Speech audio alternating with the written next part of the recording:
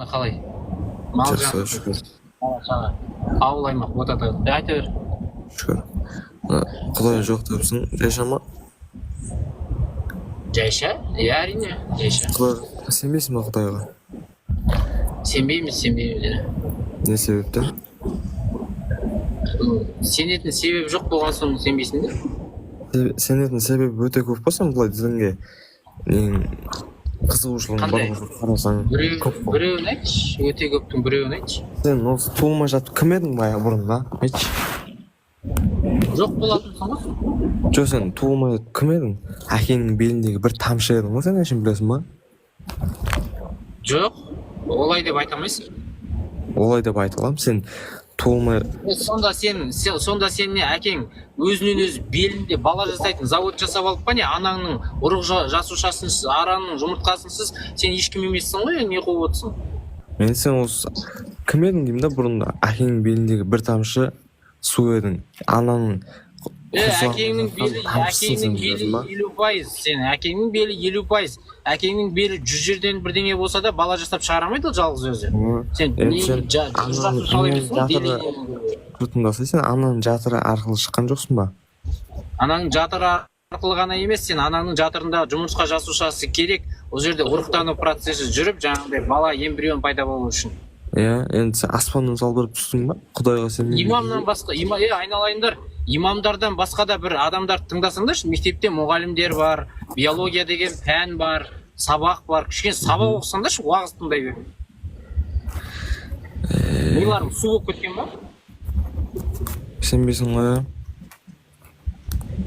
Не нәрсеге сену керек?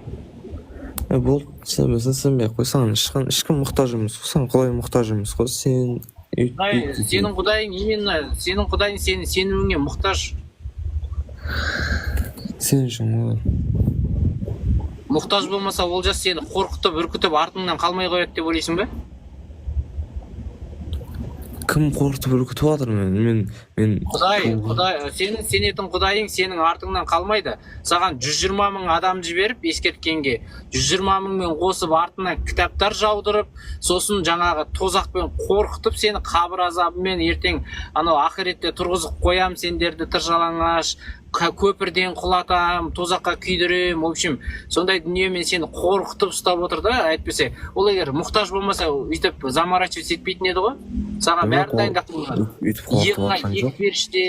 Иығыңа екі періште, сосын жаныңды алатын бір періште, сұрақ қоятын екі періште, саған мұқтаж емес болса, сонша нені жұмысшын жалдамайтын еді ол.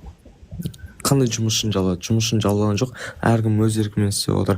Ол жақта только біз қорқытамыз, жәннатқа да барасың деген. Мысалы қара, мен қорқытып отыр дейсің дейсің? Бізді қорқытып отыр дейсің. Мысалы мына жақта мұсылмандар үйі жоқ адамдарға үй әперіп жатыр, кез келген жерде көмектесіп жатыр, жолға қалдырып жатқан жоқ. Сонда не ол бізді қорқытып үркітуге жата ма? Бізге екі жол берді. Егер жаман істесең де ұзаққа кетесің деп. Құдай сендерді қорқытып, үркітіп, тозақпен, қабірдің азабымен қорқытпаса, сен бірдеңе істеуші ме едің өзің? Істеуші едім. Өйткені бұл жақта тек қорқыту емес, жақсы жаққа да тартатын сөздер насихат етілген. Ол нәрсені былай дейді олжас. Оны кнут и пряник деп айтады. Яғни қамшы, сосын пішнәй.